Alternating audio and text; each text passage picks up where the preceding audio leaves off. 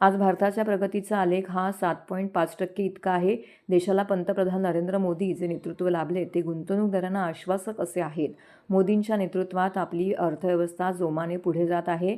याकरिता आर्थिक शिस्त महत्त्वाची असते। मागील वर्षापेक्षा यंदा वित्तीय तूट कमी झाली आहे, अशी माहिती भाजपाचे मुख्य सहप्रवक्ते विश्वास पाठक यांनी सोमवारी दिली आहे।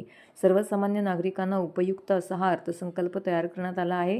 केंद्रीय अर्थसंकल्प 2026-27 वरती माहिती देण्यासाठी भाजपाच्या ठाण्यातील वर्तकनगर येथील पक्ष कार्यालयामध्ये त्यांनी पत्रकार परिषदेचं आयोजन केलं होतं।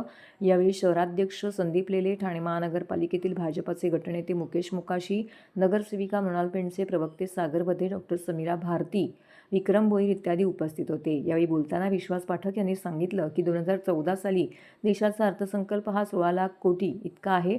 आता तो 56 लाख कोटी इथपर्यंत पोहोचला आहे।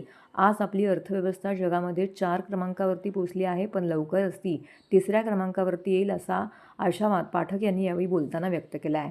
सर्व घटकांना सामावणारा हा अर्थसंकल्प आहे। यामध्ये 7 बुलेट ट्रेन, 22 जलवाहतूक प्रकल्प इत्यादींचा समावेश आहे। प्रत्येक जिल्ह्यात मुलीसाठी स्वतंत्र वसतिगृह, ऊर्जा मध्ये सोलारला चालना हे अर्थसंकल्पाचं वैशिष्ट्य आहे। या अर्थसंकल्पामध्ये समाजातील शेवटच्या घटकांपर्यंत कसा फायदा पोहोचेल या दृष्टीने विविध बाबींचा यामध्ये समावेश करण्यात आलेला आहे। 9 वेळा अर्थसंकल्प सादर केलेल्या निर्मला सीताराम पहिल्या महिला अर्थमंत्री आहेत। त्यांनी जागतिक स्तरावरती वेगवेगळ्या प्रकारचं वातावरण असताना सादर केलेला हा अर्थसंकल्प आहे। आज भारताच्या प्रगतीचा आलेख हा 7.5% इतका असून देशाला पंतप्रधान नरेंद्र मोदींचं जे नेतृत्व लाभलं आहे ते गुंतवणूकदारांना आश्वासक असं आहे। मोदींच्या नेतृत्वामध्ये आपली अर्थव्यवस्था जोमाने पुढे जात आहे। याकरिता आर्थिक शिस्त महत्त्वाची आहे। मागील वर्षापेक्षा यंदा वित्तीय तूट कमी झाली आहे।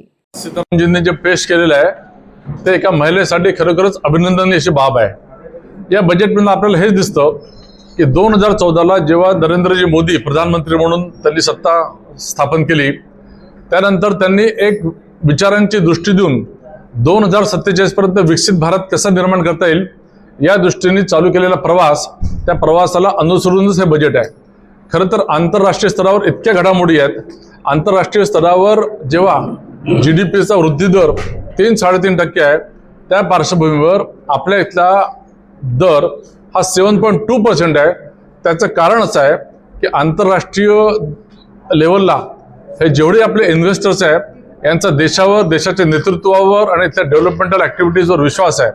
मला असं वाटतं कालचं हे बजेट हे महिलांसाठी, शेतकऱ्यांसाठी, गरिबांसाठी, सर्वांसाठी असं उपयुक्त असे बजेट आहे।